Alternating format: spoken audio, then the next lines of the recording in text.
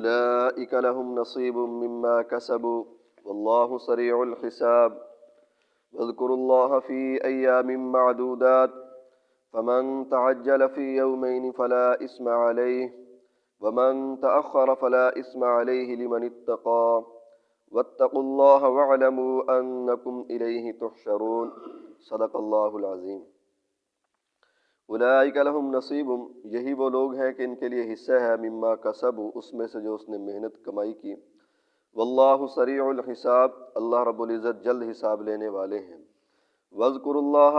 اللہ تعالیٰ کا ذکر کرو، فی ایام معدودات، گنتی کے دنوں میں، فمن تعجل فی یومین، بس جس شخص نے جلدی کی 2 دنوں میں، فلا اثم علیہ، اس پر کوئی گناہ نہیں ہے، ومن تأخر، اور جس نے تاخیر کی، فلا اثم علیہ، اس پر بھی کوئی گناہ نہیں ہے، لمن، اس شخص کے لیے، اتقا، جو اللہ تعالیٰ سے ڈر گیا، واتقوا اللہ، اور اللہ سے ڈرو، واعلموا، اور جان لو تم کہ انکم الیہ تحشرون، بے شک تم سب اللہ کے پاس جمع کیے جاؤ گے۔ پیچھے بھائی کل کے درس کے اندر ایک بات آئی تھی کہ لوگوں میں سے کچھ وہ ہیں جو یہ دعا کرتے ہیں کہ ربنا آتنا فی الدنیا، اے اللہ ہمیں دنیا دے، وما لہ فی الآخرۃ من خلاق، اللہ تعالیٰ نے فرمایا کہ آخرت میں ان کا کوئی حصہ نہیں ہے۔ اور دوسری دعا اللہ تعالیٰ نے مہربانی کر کے ہمیں یہ سکھائی تھی کہ بعض ایمان والے وہ بھی ہیں جو کہتے ہیں ربنا آتنا فی الدنیا حسنہ وفی الآخرۃ حسنہ وقنا عذاب النار، ٹھیک ہے جی۔ تو صرف دنیا ہی کو مد نظر رکھنا، دنیا ہی کو چاہنا، دنیا ہی کے پیچھے لگے رہنا،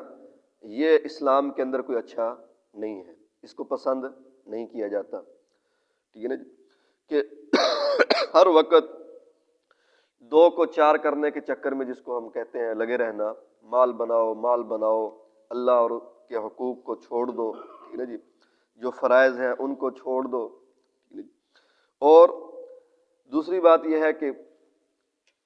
اس زمانے کے اندر بھی لوگ یہی تھے کہ حج جیسی عبادت کو بھی دنیا کے لیے ہی کرتے تھے کہ بھی حج کریں گے تو دنیا میں جو ہے بڑا فائدہ ہوگا، بڑا نفع ہوگا، یہ وہ، ٹھیک ہے جی۔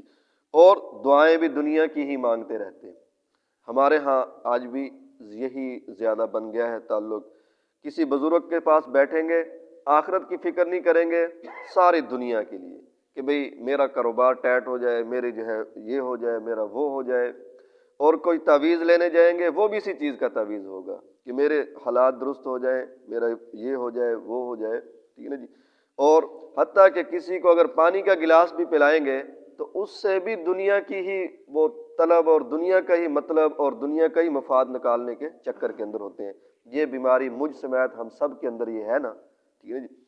حالانکہ دنیا کو چھوڑنا بھی نہیں ہے، جیسے کہ آ بھی رہا ہے، آدمی کو جو اصل چیز ہے وہ آخرت اور ثواب مد نظر ہونا چاہیے، اللہ رب العزت کی رضامندی مد نظر ہونی چاہیے۔ پھر دنیا کی دعا کے اندر بھی ایک اللہ تعالیٰ نے کہا کہ وہ کہتے ہیں ربنا آتنا فی الدنیا، کہ اللہ ہمیں دنیا دے دے، بس اچھی ہے، بری ہے، حلال ہے، حرام ہے، لوگوں کا مال ہے، ظلم سے، زیادتی سے لوگ میرے بارے میں کیا کہیں گے وہ نہیں ہے، بس آئے سمیٹوں بس، ٹھیک ہے نا جی۔ تو ان کے لیے اللہ تعالیٰ نے فرمایا کہ آخرت میں کوئی حصہ نہیں ہوگا۔ لیکن جو ایمان والے ہیں، ٹھیک ہے نا جی، ان کا طریقہ کیا ہے؟ وہ دعا کرتے ہیں کہ ربنا آتنا فی الدنیا حسنہ، اے اللہ ہمیں دنیا بھی بھلائی عطا فرما۔ حسنہ کے بارے میں کل بتایا تھا کہ اس کے اندر ساری ضرورتیں آ جاتی ہیں، ہماری اولاد کی پرورش، اولاد کی تربیت، ہمارا کاروبار، ہماری تجارت، زراعت، مزدوری، ٹھیک ہے نا جی، ہمارے مکان، جتنی بھی دنیا کی ضروریات ہیں، ٹھیک ہے نا، ہماری صحت، وہ ساری حسنہ کے اندر آ جاتی ہے، ٹھیک ہے جی۔ اور ایک نقطے کی بات یہاں یہ بھی یاد رکھیں، تفسیر میں معارف القرآن میں لکھا ہوا تھا کہ بعض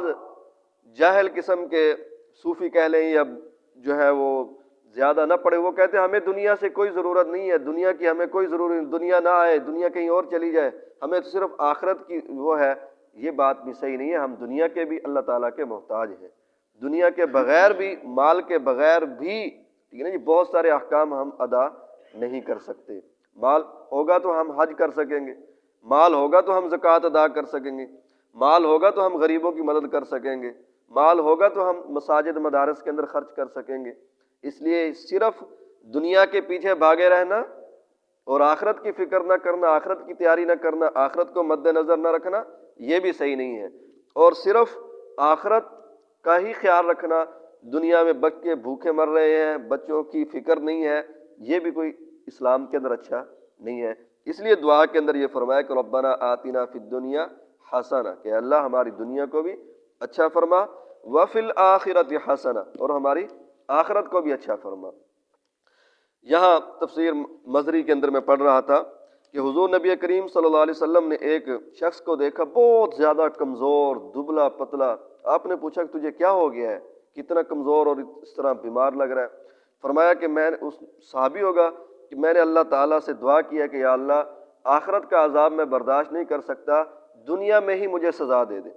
اللہ کے نبی نے فرمایا اوہ ہو، تو دنیا کے اندر سزا برداشت کر سکتا ہے؟ یہ تو نے کیسی دعا مانگی ہے؟ فرمایا کہ یہ دعا مانگا کر، ربنا آتنا فی الدنیا حسنہ، کہ اللہ ہمیں دنیا کے اندر بھی اچھائی دے اور آخرت کے اندر بھی اچھائی اور بھلائی عطا فرما۔